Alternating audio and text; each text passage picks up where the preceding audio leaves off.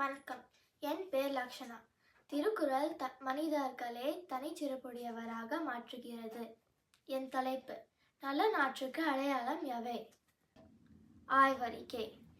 பல தமிழ் இலக்கியங்கள் அரசியல் மற்றும் ஆட்சியல் சிந்தனைகளை பற்றி கூறுகிறது. அதில் திருக்குறள் மிக சிறப்பானது. பின்னணி தகவல்: மக்களுக்கு சமுதாய முறைப்பாடுகள் அவசியம். அதை அமைப்பது அரசியல்.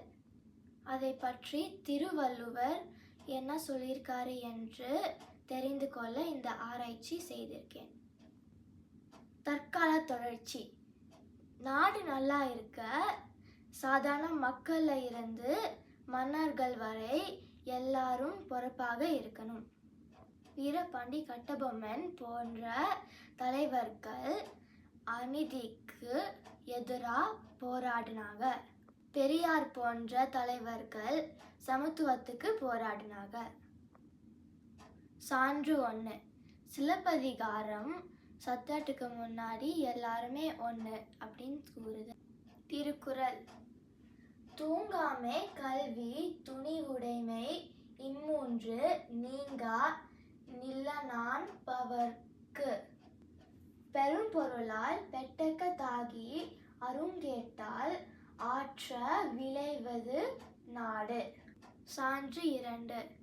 துணிவும் தன்னம்பிக்கையும் கொண்டவர் காமராஜர். அவர் கல்வியை சீர்திருத்தினார்.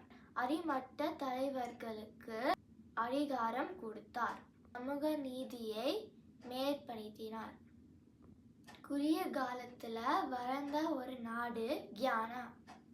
புள்ளி விவரம்: ஒரு நாடோட வளர்ச்சியை ஜிடிபி வச்சு பார்க்கலாம்.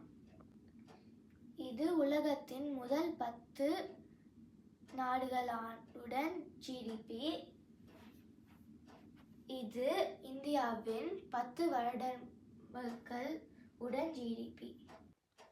பகுப்பாய்வு: இந்தியா ஜிடிபி வளர்ச்சி, வணிக சூழல், வெளிநாடு உறவுகள் மற்றும் வர்த்தகம், நாணயம் மற்றும் முதலீடு எல்லாம் வளர்ச்சியாக போயிட்டு இருக்கு.